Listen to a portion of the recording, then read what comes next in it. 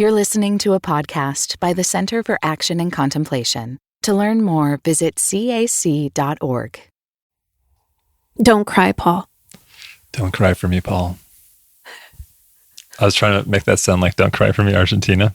I knew immediately what you meant, but like your cadence should have been like, don't cry for me, Paul. Oh. I should have tried to sell it. Dang it. For you, we have reached the end of an amazing podcast journey through 5 seasons, 2 years with you, me, and Richard. And it's obviously very bittersweet for us to be gathering for one final time, having to do it online. And this final episode really felt like a reflection of the journey that we've gone on. How did it hit you to sit here in our last time on Another Name for Everything? Well, I'm exceptionally proud of myself for only tearing up once. Because I think I've been emotional thinking about this moment for, over the last several weeks as we've been recording and kind of seeing the end in sight.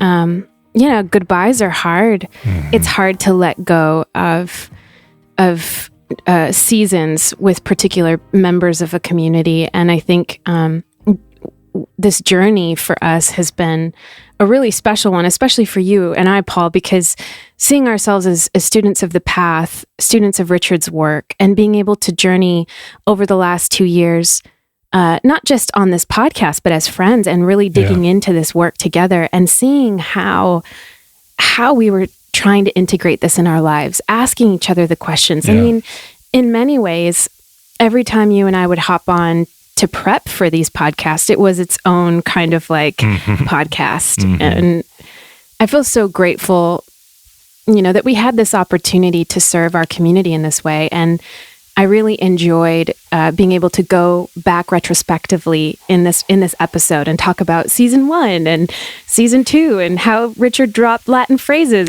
in season 3. It was kind of like going through a yearbook of like, remember the first year when we did this? And it was a joy to hold that space for a retrospection. And what a huge gift. I'm so grateful for you and for Richard. And I think the way that we've had the space to examine some of the most heartfelt questions for us as we seek to move deeper and deeper into wholeness in the contemplative heart has been a real privilege. And what a gift to share this with so many listening from home who are also doing this work in their own contexts and own locations. And that this season has hopefully provided some fodder and some guidance, because I know that we've received that from the community in our own lives. Mm-hmm. And that this journey isn't over for anyone, that it's going to continue in just a different configuration. Yeah. I think that's been one of the most humbling things about being a part of this podcast is hearing from the members of our community what random story that you or I shared that helped bring Richard's teaching into further light, into further integration. And you and I talk a lot about how we really didn't set out to become members of this conversation as if we had something to offer. We mostly were just obsessed with Richard's teaching and wanted to talk about it and geek out about it. But, I want to say, Paul, your vulnerability, your ability to hold space, your willingness to ask questions tenderly, I think also invited me to do the same thing. And I want to just say how grateful I am to you as a friend, but as a partner in this project, that you so tenderly held space for these deeper questions, and that's a marker of your character. That's how you are. That's how you are in everyday life. So thank you for the posts that you've held on this journey, and for the ways in which you made room for me to ask deeper questions and to be more vulnerable as well. You're going to make me all verklempt. I sprung that one on you. You did. I mean, but it's the reciprocal nature, I think, of our friendship. And I think when we're both trying to hold and bear this contemplative heart, that's a gift that goes back and forth. I feel like you, to me, are the leader in that vulnerability of stepping into the places that the unknown, and seeking to bow before mystery, and to hold creativity in that space, so that you can do the work that you are called to do from the stance and posture of humble love, has been a gift to me. I know it's been a gift to Richard and to the listening community, as they get the chance to get to know you as you are, because that's one of my favorite things. Like, as you are on this podcast is as you are. You're just just a holy shit show. I was going to say you're holding that Sacred Heart out there, but if you want to throw it on that way. Yeah, it's out there. It's out there. It's just there. It's out there in flames. Oh, thanks, Paul. I think another thing I really appreciated about this episode was the chance to ask Richard about, how he wants us to live into his legacy and his teaching, and to even, tenderly ask, what about when you're gone, Richard? Like, how do you want us to honor you then?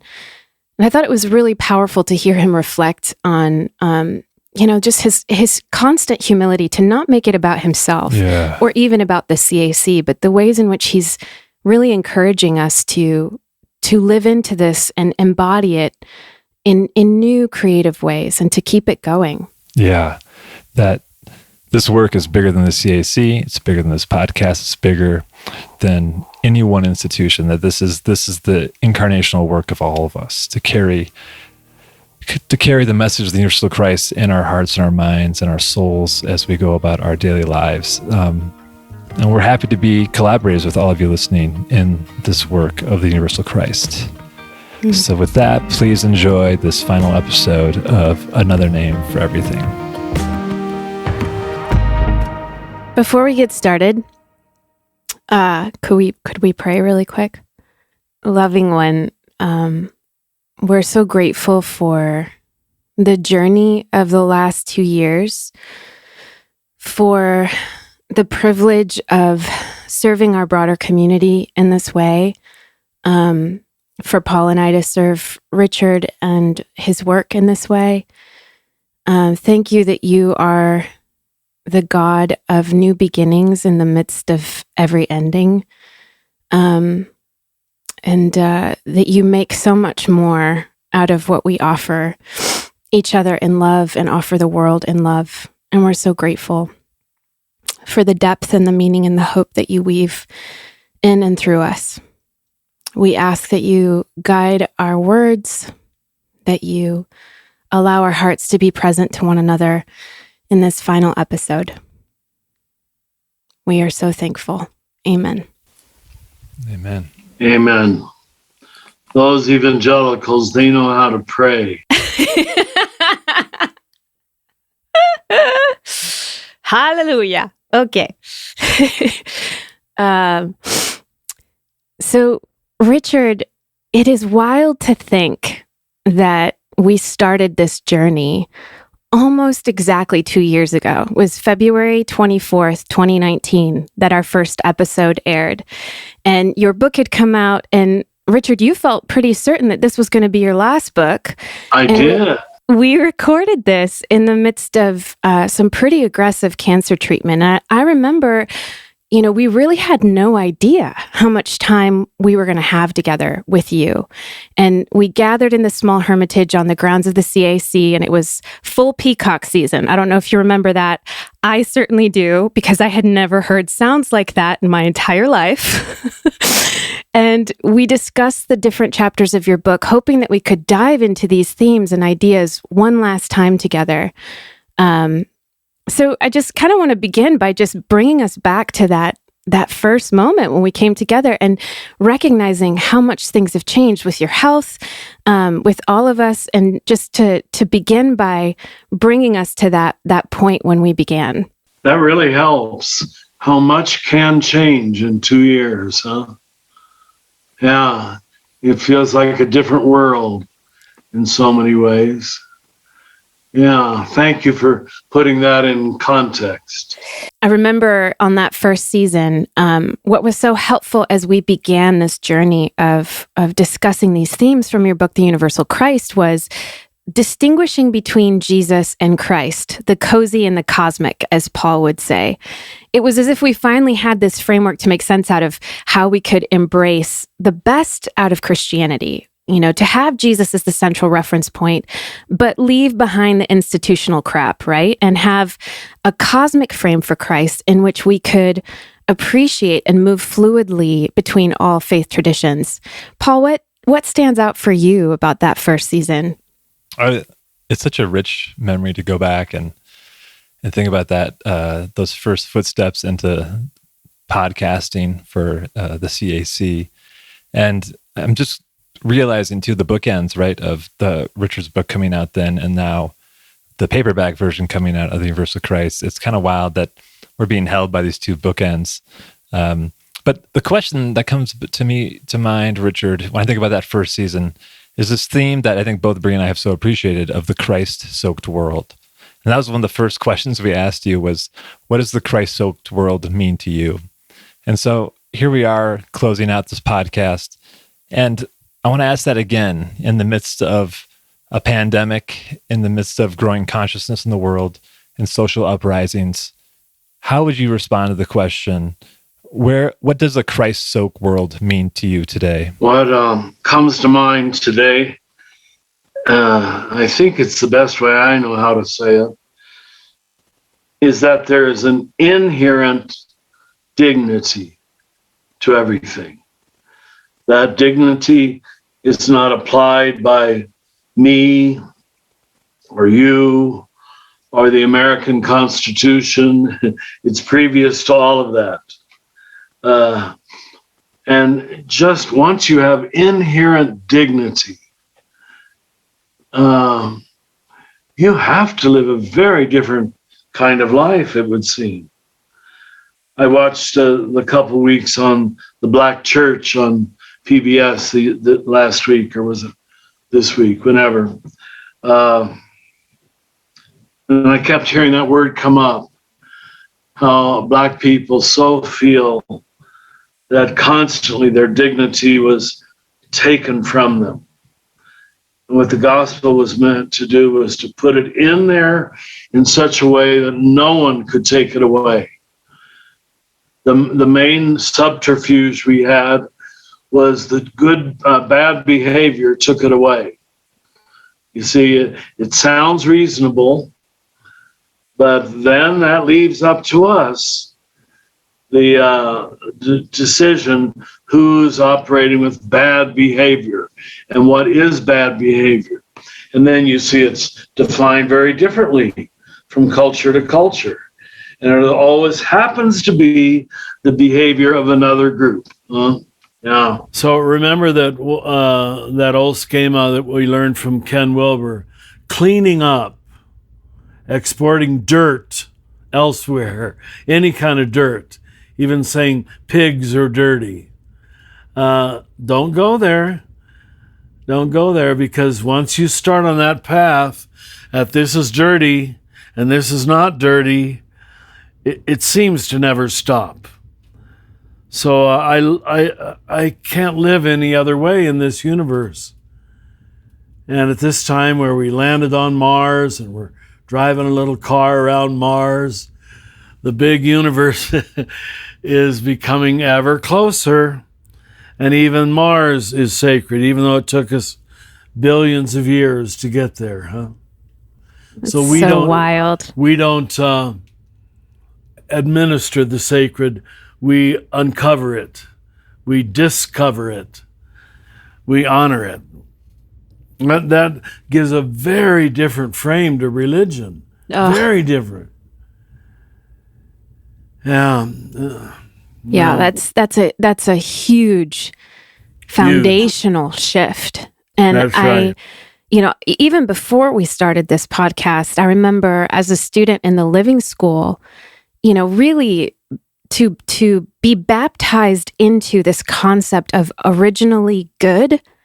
I mean, it was it was such a radical shift for me to believe, to practice the sight that could see Christ in everything, but also in myself even. Yes. There's so much shame that we've received in a lot of unhealthy religious upbringing. And I think that shame has turned into a blame game in our politics and in our society, because we are unable to see ourselves as whole, therefore we dissect everybody else. Because we're unable to accept ourselves as holy, we therefore judge and declare unholy, unworthy the bodies of others. And I'm so glad that you brought up this idea, Richard, of inherent dignity. I'm a really big fan of Donna Hicks. She's written a lot of work, or a lot of her work is written about this idea of inherent dignity, of practicing dignity. And I find this to be a really compatible practice, civic practice, for those of us who are contemplatively practicing or wanting to practice these ideas of the universal Christ. And I just can't help but think about, what would our society look like if we actually believed what you just said? If we actually believed. Yeah, if we actually practiced. Yeah. To treat each other with that inherent dignity, what would our world look like? What a different world. I was watching on a newscast the recently released film that they warned us against watching on the evening news of the victims of Syrian torture. Eyes gouged out. Eyes gouged out. Rows of little children bleeding all over. How did humanity get to this? That we could do this. Syria, where one of the oldest places where Christianity found a foundation. And it's had such little effect on so many people. It's just, it breaks your heart. Yeah. Breaks your heart. How are we going to ever get out of this inclination toward judgment and hatred, and really sadism? At least when I see that, my goodness, what would allow a human being to do that to another human being? Where all dignity is withdrawn and hatred is held on to. Boy, we got our work to do. Yeah, and I think we can really see examples of that in the past year. The ways in which contempt is the Trojan horse for violence, really. And how subtle contempt is, how it can sneak in and take root in our hearts, even just with social media. It's like, oh, how could they? I cannot believe these people, that energy. If we're not mindful, if we're not paying attention to how that begins to feed a worldview that doesn't treat people with inherent dignity, man, I think you're right. We end up in this sort of sadistic, violent frame and the justification of that violence. You can see why we've made God, a loving God, hard to believe in for so many people. Yeah. Yeah. And this brings to mind to me of chapter 5 in the Years of Christ, of love is the meaning. But that's been a chapter that I've gone back to during this time. And particularly, I think the way you kick it off with the Julian of Norwich quote, which I want to just read real quick and then ask you a question about it, where Julian says, "Know it well. Love is its meaning. Who reveals this to you? Love. What does he reveal? Love. Why? For love. Remain in this and you will know more of the same." So, yeah, those words are just drop in your heart and expand it. Dynamite. Yeah. And I feel like that connects to that inherent dignity of how one should approach finding meaning in life as a participant. And I'm wondering, it's this very different angle of love than, like, say, the gooey love of romantic comedies where it's all feel good. There's I've heard you speak lately around the hard edges of love, and how love is love in the midst of suffering takes on a new way of being. And especially, as we talk about the tragic absurdity of reality.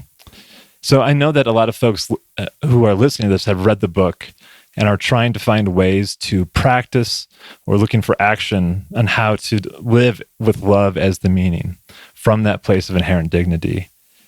Do you have any practices or actions that you could recommend that folks might take to expand their own experience of love, of themselves, to go out into the world and kind of further their own agency in love?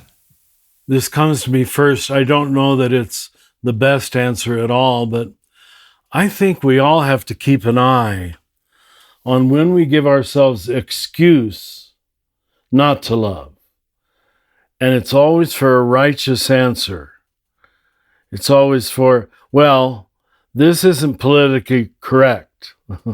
I can cancel this person because now my hatred, my ill will, my vengeance is justified. In fact, I have to do it to be just. I have to be unloving to be just. Hear that? This is common today, where, okay, yes, people must make amends, people must be accountable, that's all true.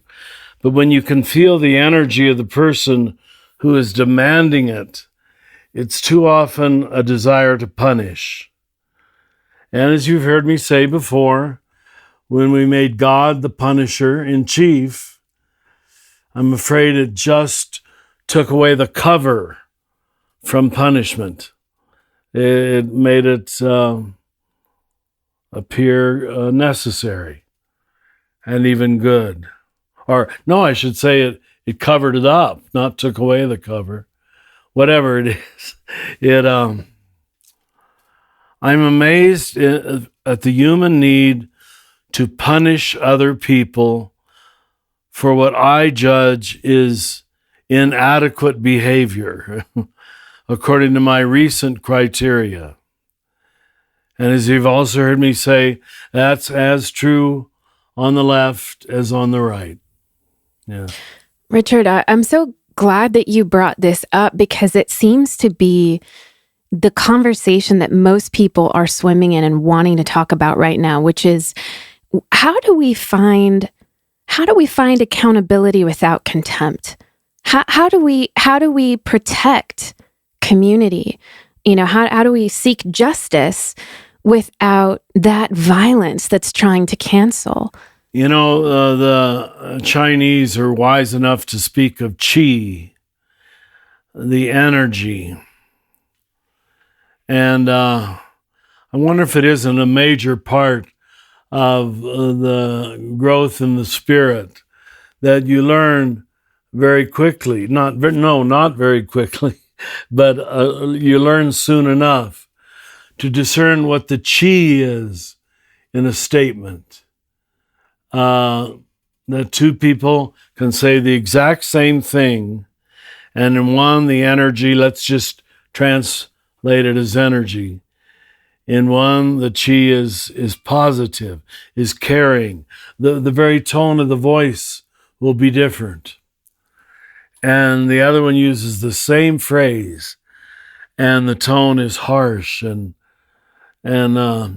aggressive. Brooking no disagreement. That's why it's so hard to make quick judgments or good judgments, because you got to go to the deeper level. What's really going on here? Is this the Spirit of Christ, or is this the spirit of something else? And you can feel when the love is dominant. It's got a kindness to it. We'll use all of Paul's adjectives. It's patient. It takes no offense. Why haven't we gotten that? I'm reminded of good Baptist girl moment here, but I'm reminded of King Solomon. The examples of just wisdom and the recognition, I think, that our culture assumes that intelligence is the same thing as wisdom. That's right. And it is not. No. You know? And so we can be very intelligent and have all the facts and think we know everything. But it seems to me that what you're saying, Richard, is it's only a heart filled, like a heart, a centered heart filled with wisdom that can really discern what's happening and then to seek justice in a way that is loving for all, without canceling, the quote unquote aggressor, or, it seems to be an entirely different consciousness in seeking justice. I wonder, and I just thought of this while you were talking, I wonder if the heart can't really hold hatred. And so that's why we try to hide in the head. The head can hold hatred for years. And it seems the body can too, which is what the sadist is, that their very embodiment wants to punish. But the heart, it closes down if you try to bury hatred there. It's not a heart anymore. It's scoliosis or something. Yeah. That's really, that is so helpful though. And as we're sitting and, going through this journey in this episode, this retrospective, what you're talking about the heart, reminds me of season 2, because we got to hear directly from the hearts of so many in our community. And they were, so many of the questions we got were wrestling with this question. Maybe not this question exactly, but it was, how do we, what is non-duality in relationships and in community?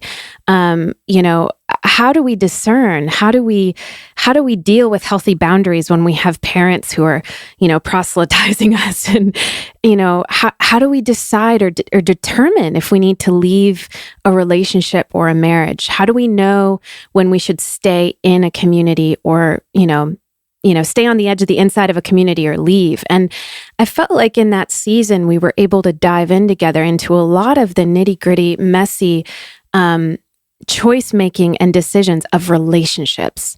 A spiritual director once said to me that in discernment, I should ask, what is the most loving thing for this person / community and myself? Yeah.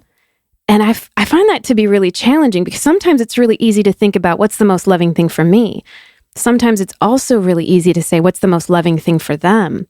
But to find that middle ground where love is expansively touching through both. Yeah. What do you think of that, Richard? It's such a high bar, but it is the bar. What is the most loving thing I can do now for all concerned? Which is why you can't come to a quick resolution usually. But it might mean, as you seem to allude, when you can no longer separate yourself from the malice, from the negative energy of another person, I'm not sure it isn't the higher moral response to separate, especially if children are involved. Yeah. But we weren't told that in the black and white morality most of us were raised in. And I saw too many women especially, some men too, it isn't always women, but what's always destroyed is children. To live in an energy of love, ping-ponging, of hatred, ping-ponging back and forth in the kitchen, in the living room every day.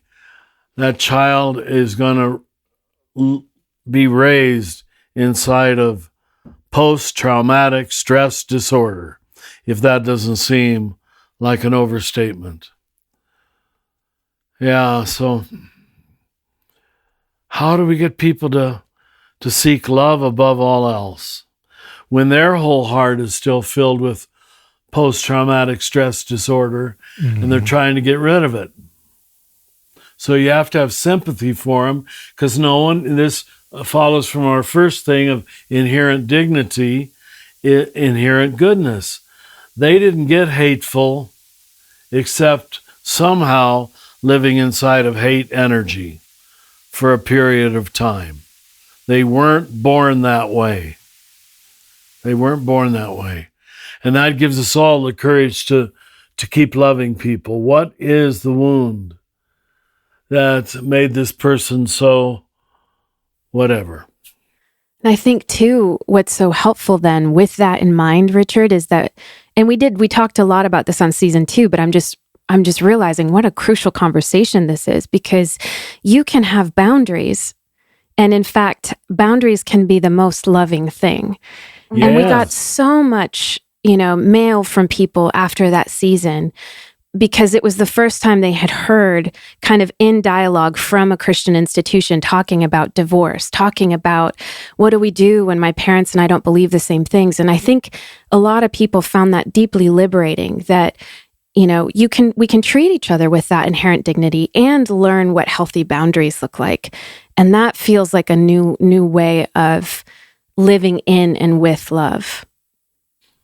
Very good. Good fences make good neighbors. And what I'm pleased by, just in my smaller world, the amount of separated couples I know who are still good friends, and I mean that, really good friends. I'd much rather have that negotiated than sticking together and sniping at one another all day. Yeah. Yeah, it's a beautiful thing. I think when folks can stay in that space and that love can be carried out in a different orientation than previously. And speaking of love, Brie and I have had such a joy, and we just love questions, and we love asking you questions. And within season 2, it was really fun to have listeners get a chance to ask you questions and us questions that were stirring their heart. And as Brie said, some of the most challenging, difficult questions in their lives they were raising.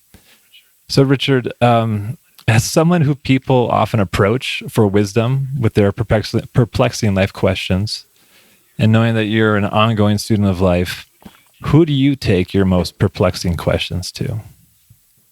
Wow. Like if we take ours to you, where do you go when you have questions that are stirring you? Well, this is going to sound so evangelical. See, I'm not Catholic at all. I honestly, where is my Bible? It's over here on my drum in front of my chair. At this stage of my life, I go waiting for an inspired verse, and it almost always comes. Almost always comes. Sometimes I have to page for a while. It isn't always the first verse I open to. My most perplexing are the Bible and the writings of holy people. Mm. Mm-hmm. You're an evangelical in a brown robe, really. Yeah, I know that hasn't always served everybody well, so I say it with some trepidation. But I think I go to the Bible now. Mm. It's so beautiful. Warms my evangelical heart, I must say, to hear that. Good. Thinking back on season 3, I think was one of my favorite seasons because in it, we explored the values that we were shaping for ourselves and our relationships. And Paul and I talked a lot about the values we wanted to pass on to our kids based on the universal Christ. It is also, Richard, it's also this season when you I'm pretty sure this was either season 3 or 4, I can't remember, but you randomly and consistently dropped Latin phrases. You would say like, as my teacher said, Cipi quam Christe natum stratum or whatever.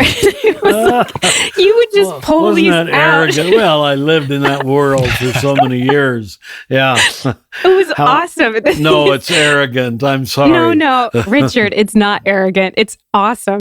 And Paul and I enjoyed it so much that we talked about wanting to make T-shirts out of these Latin phrases. And then we were going to wear them around you just to see if you would notice. Please don't. I wasn't even good at Latin. But anyway. It was fabulous. But, in that season, it was the ways that you and I and Paul were talking about really desiring integration, to find the ways where the values can become vows, that the ways in which they can shape our family rhythms and our relationships, that for me really defined the arc of our conversations in that season. And I especially remember 2 episodes that kind of stand out, Jesus and the Empire and The Personal is Political, because it really landed a clear view of the necessary participation and agency, not just in our personal transformation, which is how I think so many of us tend to think about contemplation, but in social transformation. And it was a real clarion call that you laid out to our broader contemplative community, that I think, we had all we had gotten a little bit entrenched in like retreat enlightenment and contemplation as brand, rather than recognizing our contemplation is lived out in our choices for justice, for change, and for love-bearing, a revolutionary creativity. So my question is, Richard, from where you sit, what do you see now as the growing edge for how we think about contemplative practice in our day-to-day lives? What is the fruit that you think we should most center and look for, to see if our personal practice is bearing fruit in our world socially?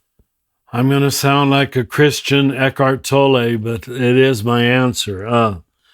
Your ability to surrender in a heartfelt way to the present moment, whatever it offers you. The irritation at the stop sign, the person who you sort of are turned off by, the work that's asked of you that you really don't want to do. I think parents get the best practice there. I must teach you that very well. That gives away every hour how surrendered your heart and your soul are to God. When you can, okay, this isn't what I would have chosen, but I can still either do it or refuse it with grace. I'm not saying it means you always have to do it, but if you can't, you owe a graceful response to the petitioner. I'm sure you both do that as parents. Now, little boy, Daddy can't do that. Mommy can't do that right now. Can you wait a few minutes? It's all the reaction to the present moment is the best possible practice I can think of. Just to keep watching yourself. It's really wonderful because in a way, it frees you from judgmentalism and leads you more toward watchfulness, just watchfulness, awareness. Okay, Dickie, that's my warm name about myself from my parents. You're going toward the harsh response to this moment. How about digging a little deeper and finding the warm response? And I honestly do not always succeed at that at all. And I'm just being honest. I'm not trying to appear humble. It's true. You've seen my sharp and quick response. I don't think any of us can succeed at it all the time. Yeah. And that's good too, because then we don't get arrogant about our own supposed perfection. or superiority. We have to fail. We have to fail. Another name for everything will continue in a moment.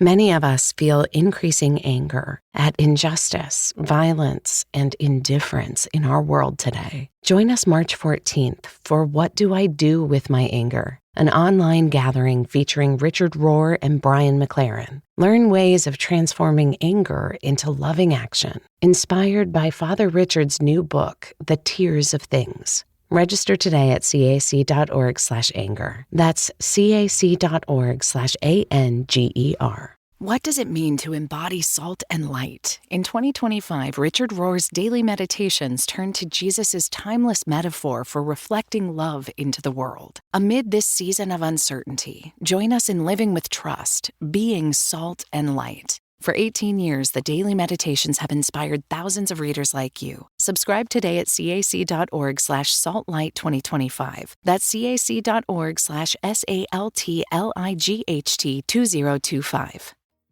I'm so grateful the way that we've been kind of, been honing on the personal, then stretching to the corporate and the cosmic and institutional kind of expansion and coming back. And I want to bring up a theme that we talked a lot about that feels very resonant to this conversation in season 3, where we talked about willfulness and willingness. And to kind of pan out to more of corporate and institutional settings, I often feel half-hearted about the possibilities of kind of radical institutional change. And I think we see this a lot in politics, we see this a lot in corporate life, where the words are there, but the will and imagination for radical change are lacking. So, Richard, I'm curious of what is the role in will or willfulness in addressing institutional evil when the willingness for change feels absent? Wow. That's good. That shows you've been in the right field, or you wouldn't ask such a question. I bet a lot of us feel that way today, that there doesn't seem to be a ready attunement to the need to change, everybody is so invested in their own opinion. So I guess it takes a little stronger will. Stronger will, however, is not the same as willfulness. Willful there's a real opinionated pushiness, an inability to entertain the thought that I could be wrong. There's far too much of that today. And so it makes it easy to give up. Just give up on all these hard-hearted people, as the prophets would probably say.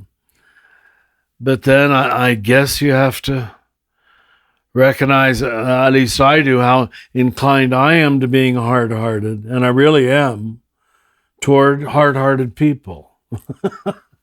I'm very hard-hearted, but my hard-heartedness is good, is deserved. We can't overestimate how almost all of us have been raised to conflate justice with vengeance. And when those two have been put together all your life, you can hear about the renaming of justice with a title like restorative justice, but you just dig, and most people are still retributive justice. Because that's the way we've used the word in most of history.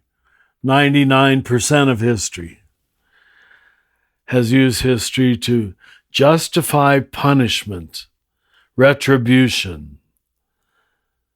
Even, as you know, the cross itself. Penal means punishment. That the Father, God, demanded punishment. Just hear that. That just distorted Christianity at its center. If God demands punishment. It's takes us all a long time to get out of that. Forgive me if I've said some of this on previous podcasts. I don't know. I don't think it's ever I think this is part of the gift of this work and these conversations is that it never gets old because there's always something new to hear in it. Yeah. And even as I'm listening to you talk about hard-heartedness and that need for punishment, I think about how we self-attack, how we punish ourselves, how we live with this constant flagellation of guilt and shame, for every mistake, for every failure. And then, how that then gets flipped outward. How we were saying earlier, our internal shame becomes external blame.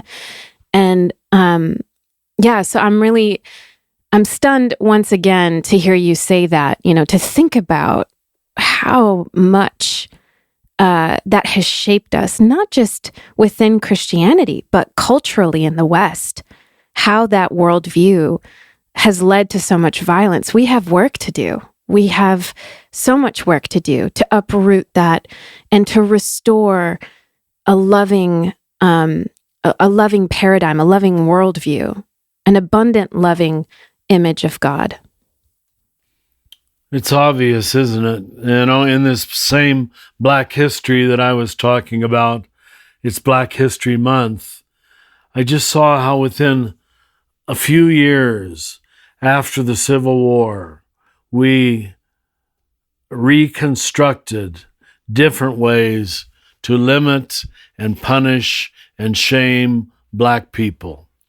I mean, it wasn't 3 years and, okay, they're not slaves, but we're going to make sure they pay for their supposed freedom. It's just heartbreaking. And then the Jim Crow laws. And then, we're talking about the thing still not exposed fully in the 60s, although we thought it was. And now, in our lifetime, the word is white privilege. It always keeps a new nuance, a new cover, a new disguise, so I can be hateful with impunity. God must just weep. God must get so tired of it. I bet she can't wait to show mercy to the merciless lives so many have experienced. I watch these pictures on the series on TV and the lined up little Black kids, little 3-year-olds, already slaves, little 6-year-olds, little 10-year-olds, standing there in their rags. You say, what mother was capable of taking on that little child as a slave? Ooh, our Father, it doesn't matter. I'm really struck by the whole slave experience in this country, how it was the heart of evil, the total turning around of the gospel, total turning around, that some were not the body of Christ. And it was Christians who acted this way. Still is. It still is. Yeah. What a sobering call for us now, even as we move forward, for us to ask that question. Where are we blind to the heart of evil now, alive in our very midst as us? How am I acting into that systemic evil? Yeah. Wow. You're so right. Yeah, it draws me back to what you had said earlier, Richard, about kind of the self-examination of the heart and where the heart is, or where the mind is limiting the heart's love. And then also reading the energy of the room and situations and systems. It seems like without that kind of continual discernment of spirit, that one just tips in the direction of self-interest, of self-protection. And there's no more staggering example, I think, than the system of slavery and the implications for the ongoing American experiment with structures of oppression that I think the universal Christ, taken into the heart, has the massive potential for liberation of what it actually means to be a part of the body of Christ, and what that actually means for relationships, for how we serve and treat one another. And, something I know you've mentioned many times on the podcast, of the need for lament, the need for mourning, the need for owning what our history holds, because our history has not let go of us. It continues to speak into this moment. And there's that great desire in me just to see the United States own its own history of enslavement of people, and also just the way that these structures have continued to be oppressive in that way. The only two countries, Paul, that have ever openly, publicly, honestly, over a period of time, exposed their sin are Germany and South Africa. Mm-hmm. No other country has said, we did this and we must make amends. But that isn't the trajectory of America today, to take ownership. It's still to project more negativity onto the black person or any person of color. Yeah, I think you're right. I mean, that's one of the 12 steps, isn't it? To make amends. And we're not anywhere close. I'm not talking primarily about finances. I'm talking about heartfelt public lament and apology, where we need to ask for forgiveness through our leaders on a broad level. We're nowhere close to that. Heartbreaking, really, and especially in a country that thinks it's so morally superior. I'm not trying to be anti-American. I'm just following the 12 steps, if that'll make it easier for you to hear it. If you don't remember, it is not healed. It cannot be healed. Yeah. Those are powerful words, and to think about the power of something like the 12 steps, or these structures that allow us to kind of create or have a North Star that we can follow. And I think in season 4, when we talked about the alternative orthodoxy, the 7 themes of that, and how there's a strength in having pillars of guidance that help stabilize life in a very traumatic, absurd, and chaotic world. And in that conversation that we had in season 4, you were very generous in the ways that you made allowances for Brie and I to play with language. I think as we tried to fully grasp and understand and try the themes on in different ways. And I was really struck by that, how in service to that lineage, we were playing with the themes to see how they might be best exercised in the here and now. And I'm curious for you, when these are your themes that you've laid down. I know that they're a part of the perennial tradition, that they've been around, but that you've solidified them in your own voice. And yet you were so detached from them. You're so detached from having them be a certain way. How can you share more about how you approach your work in that way, where you seem to be untethered to holding on to your work too strongly, or your ideas or teachings and with a strong grasp? You allow them to breathe free in the world in service to something larger. How have you cultivated that approach to your work? I think there's a lot of us who want to learn that kind of posture. How are you so damn humble, Richard? Oh, stop it. How are you? There you go. Brie gets right to the heart of it. Well, no, it's I was too often wrong when I stated my opinion in any kind of absolute way, it must happen now, it must be the first priority, and I was humiliated too many times by my wrongness. I think these several scares with cancer I've had in the last 15 years always kept me with the awareness that I was near the end. When you know you're near the end,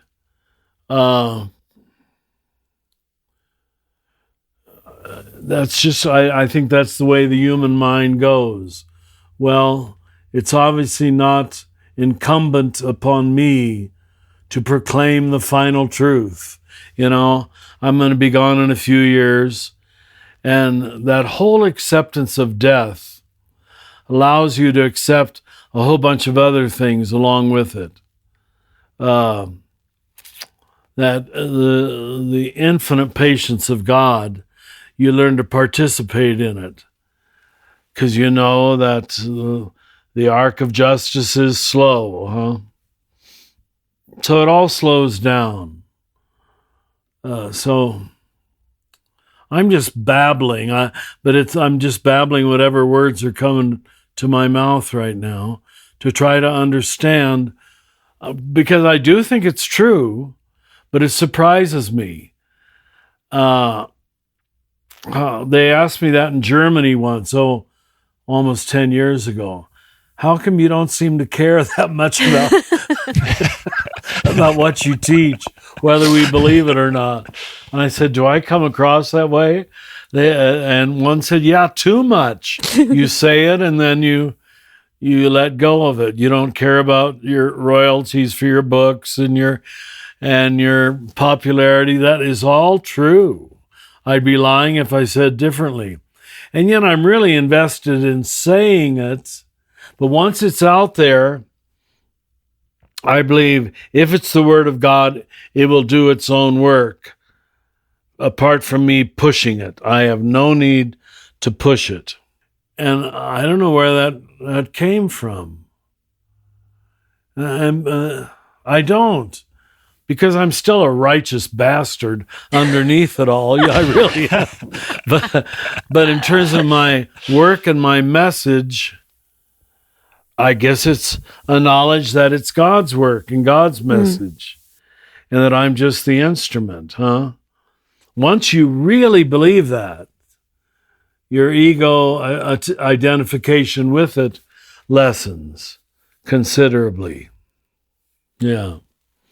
But it's a grace that's given to you. I didn't achieve that grace. Yeah. Thank you for asking it so daringly. Thank you. But it is so true of you, Richard, that as an instrument, because of your willingness to not become attached to that, you resonate with that grace so deeply, and it's touched so many of us. And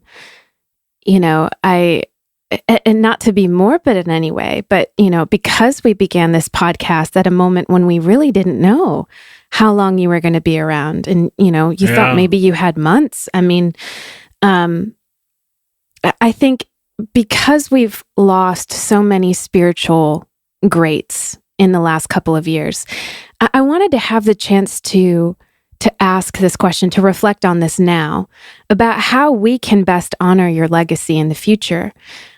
You've often told us at the CAC that the best way to honor you is to love what you love, to not make it about you, to allow it to carry on, to move on, to change shape. What are some of the things that you hope our community will remember and feel invited to live out in our own lives when that time comes when you are no longer with us? That powerlessness is good. And that's so counter the present American scene. Girl power, white power, black power, boy power, which is all we've ever had, I guess. It's just something that Western civilization does not want to believe. And if we give in to a search for power, economic, reputational, institutional. They said shortly before Francis died, he was riding on a donkey. He already had the stigmata in his hands and his feet. And a little Italian peasant approached him on the donkey and said, "Everywhere I go, Francis, people speak very well of you. Just make sure you are who people say you are." Wow. So powerful. Oh, God, I don't know that I am who people say I am. I don't think I am. So it's frightening. But see, this is the thing that I think you're inviting us into with the teachings of the universal Christ, which is it's to see the inherent dignity, to see the sacred core, but also to see the humanity. And to allow and accept that humanity with humility is to say, yeah, I know I don't live up to my own hype. I'm a human being. Right. And yet, isn't it amazing still that God has used me the way that God has, And that's what I see in you, Richard, so clearly in your example in your life. But even I remember, as we sit here thinking about the last couple years, it was 2 years ago that I left being an employee at the CAC and started doing other work in Washington, D.C. And I felt so torn up about leaving the nest of the We were CAC. sad to lose you. Yeah, I was so ahead. sad, but I remember you said to me, "No, go," because that means you're living this out. You're continuing the work. And you said to me, "Don't let the work stop here at the center. Keep going." And I think glad I said that. Yeah, that's a powerful message and in so many ways reminiscent of how Jesus said to the disciples, Go live this out in your own way, embody this teaching in every corner of the world in your own way." And so what I feel like you're saying to us is don't let the CAC or the institution become the carrier or the container of this truth, but to see ourselves as being the vessels, as the instruments, and to allow the melody to continue to play in our lives wherever we go, whatever we do. Thank you. If we've got to prop up the CAC, then I don't think it's God's work. If it's God's work, it will prop itself up by its own inherent authority. Yeah. Thank you. I love how the message is so big, it's uncontainable by just one organization, that it has to be held by the entire body. Yes, there you go. As we, start to close here, and I'm just curious for the two of you, how, we've been doing this podcast for 5 seasons. This is the 5th season. What is this podcast meant to you, the three of us gathering to talk about the universal Christ, to take questions from the community, to dive into your more recent works of what do we do with the Bible and what do we do with evil, and then the alternative orthodoxy, and then the cosmic egg. We've covered a lot of ground, but I'm curious from a kind of a personal note, what has this podcast meant to you these last few years? I can honestly say I feel so safe with both of you. I know you're not trying to gotcha on the message or on me. And so it allows me to speak calmly and I hope clearly, which isn't usually true. I don't know that I've ever done interviews that I get so much positive feedback on the interviewers. And I'm not trying to flatter the two of you, but people just love you. I'm a little disappointed. I go out and they say, "Oh, aren't Paul and Brie wonderful?" I said, well, I'm wonderful too. No. I just love you. And it's the energy of your voices, not just the questions you ask. They have a right mix of head and heart, it feels like. And that's what people are looking for today, the right mix of head and heart. liberal and conservative, if you will. So I will remember these as very, feel like my heart was massaged a bit during this time.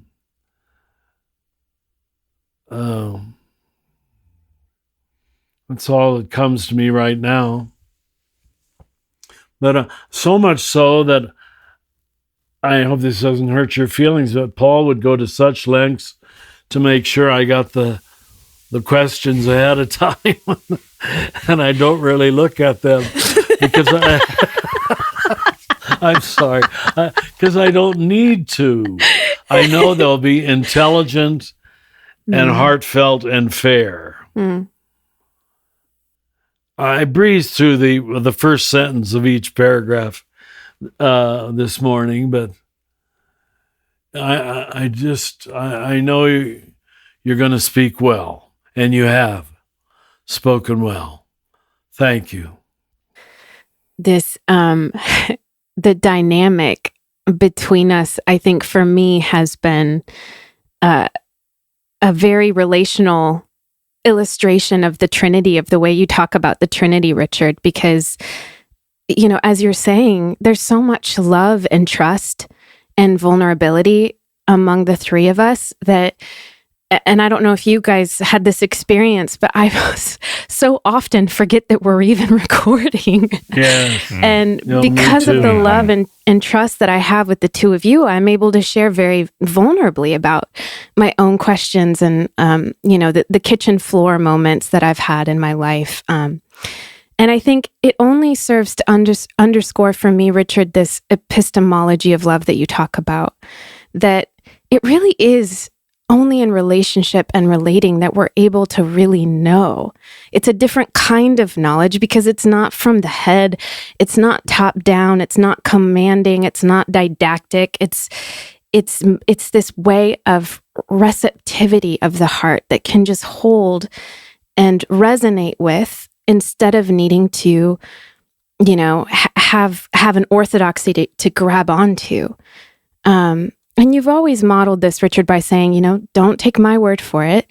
See if this is true in your life and in your relationships. And I think this journey for me has helped to really solidify for me how powerful relationships are as a path for deeper insight, meaning, and just to animate our desire to keep going. I mean, I think you have both held a particular post in my life that has been exceedingly precious and very special. So I want to say how grateful I am that you both gave me so much room to talk. I know we got Richard, I don't know if you know this, but we got some mail about how much I talk. Oh, from my sisters. It's one of the last things my sister said before she died. Who's that? No way. Who's that woman who talks so much and talks over my dear little brother? That is amazing. I'm so happy that I made it. Some final words from your sister. It wasn't on her deathbed, but in the last months, you know. But in all seriousness, you know, I think thank you both for allowing me to express the questions of my own heart in my own, you know, long-winded and rambling way. I'm so grateful to have been on this journey with the two of you, and I continue to learn from both of you so much, and I know that learning will only carry on into the future. But I couldn't let this moment go by without saying, you know, thanks for letting a woman speak. Well, it's been too long since we did, you know, if we ever did. Thanks. I resonate with so much of what you both have said, and the joy it's been to circle up like this, even though, Richard, you just admitted you weren't reading our questions beforehand. We'll bear that bruise. Not at all. I think the joy has been in so much of the way that the questions have naturally unfolded. out of the moment, out of the prompting of the Spirit. And I'm just so grateful that we were able to have this chance to circle the universal Christ so many times in so many different ways. Not only to sharpen our own approach to living deeper into the contemplative heart, but also to share that with a listening community who's eager to apply this and grow and transform in their own contexts. So yeah, I feel like the luckiest boy at the dance to be able to have been a part of this. And Richard, we're wondering if we close out this podcast by having you read Derek Walcott's poem, Love After Love. There's so many levels of truth in this poem. Each time I read it, to be honest, I'm still not sure I fully understand it, which brings me back to reading it again and again. Yeah. Derek Walcott's poem, Love After Love. The time will come when with elation you will greet yourself arriving at your own door, in your own mirror, and each will smile at the other's welcome. I mean, he could have stopped right there. You say, sit here, eat. You will love again the stranger who was yourself. Give wine, give bread, give back your heart to itself, to the stranger who has loved you. I think we're supposed to imagine, who is this stranger? There's got to be several correct answers. All your life whom you ignored for another who knows you by heart. Take down the love letters from the bookshelf, the photographs, the desperate notes. Peel your own image from the mirror where it's stuck. Sit. Feast on your life. Oh my goodness. That is so consoling for me. I don't even know fully why, but I hope it and all we've said here is consoling for you.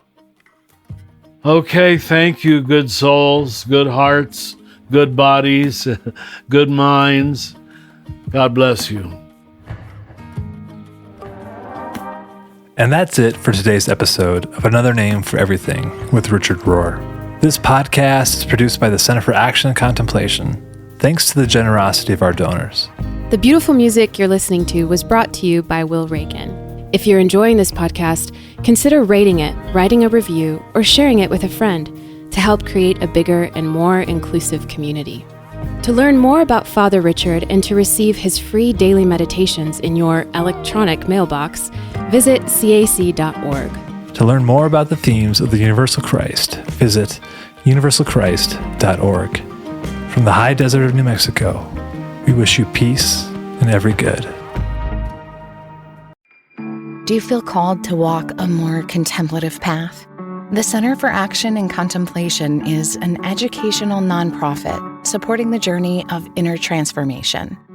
Our programs and resources will help grow your consciousness, deepen your prayer practice, and strengthen your compassionate engagement with the world. Learn more about our resources, such as publications, podcasts, email series, and events at www.cac.org.